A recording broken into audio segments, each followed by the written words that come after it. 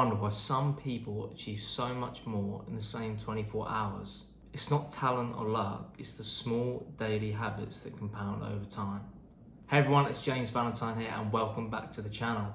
In today's video, we're going to go into the daily habits that separate high performers from everyone else. So we're going to start off with the power of rituals. And what I mean by this is a solid morning routine.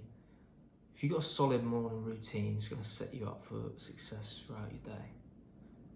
Now, what mine looks like is getting up at 5 a.m.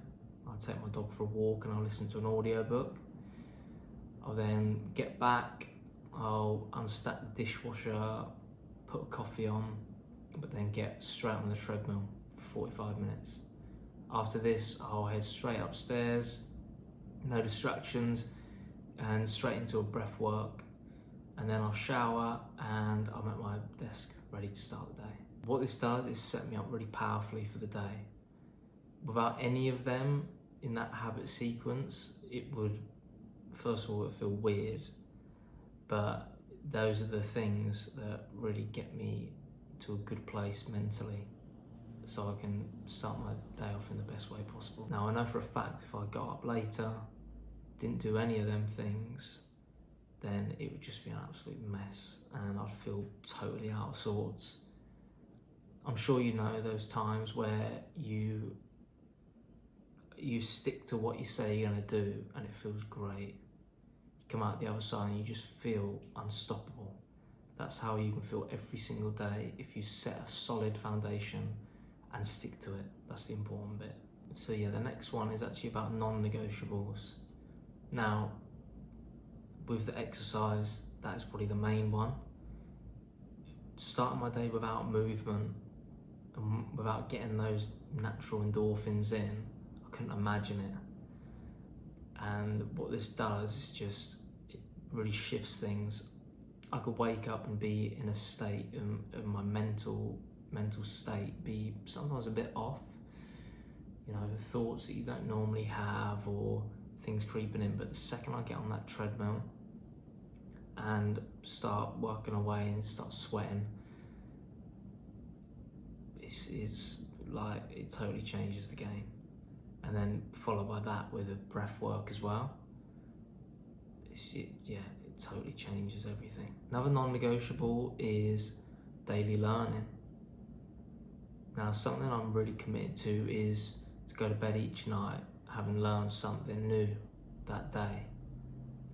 There's a world of knowledge out there, and to not be learning something new each day is a travesty, in my opinion.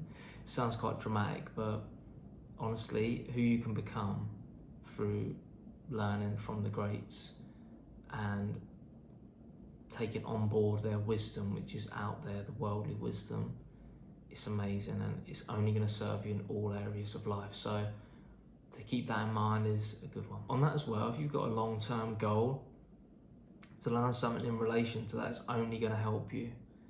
So keep that in mind. So the next one is reflection and adjustment. Now, to finish each day reflecting on the day you've had and where you can improve and ask yourself questions about about your day, it's really quite important. It gets you true to what went on and what happened. And also, I don't know what it is, but writing something down, actually recording it changes it. It makes you feel it a bit more. So for example, if on the weekend I may have gone a bit overboard with the snacks, it's taking me away from my weight loss goal, for example, to sit down each night and actually get clear on that and go, okay, how am I going to improve that the next day? How am I going to be better next day? It's quite an important thing. Now, the next one I want to talk about is the compound effect. Now, it's how small, consistent habits can actually add up over time. So, for example, if you just read 10 pages of a book every day, now if you don't read at all, then maybe that might even be a stretch, but I I think you'll be alright, I think you'll be able to manage. But over a year, that's 12 books in a year. Some people, they don't even read a book in their life. So to take that habit on, it's quite a big one, especially as I mentioned before about learning. Putting in new information that aligns with your goal is quite an important factor. And this goes for anything. So for example, you take a daily habit of running. Over time, your cardiovascular system is just going to improve.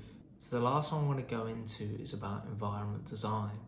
Now this is a really important one of the most important, I say.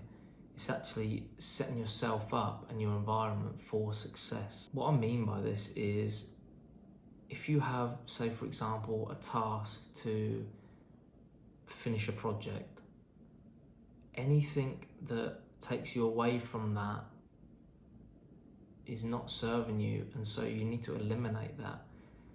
If you're doing this project on your computer, to have YouTube there or Facebook there or any kind of distraction is not great for you.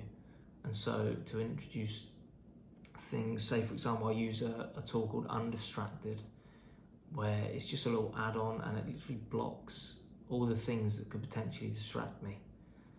And so that's important to incorporate. Another big one is your environment, how clean it actually is. To work in a clean environment is good for your mental health.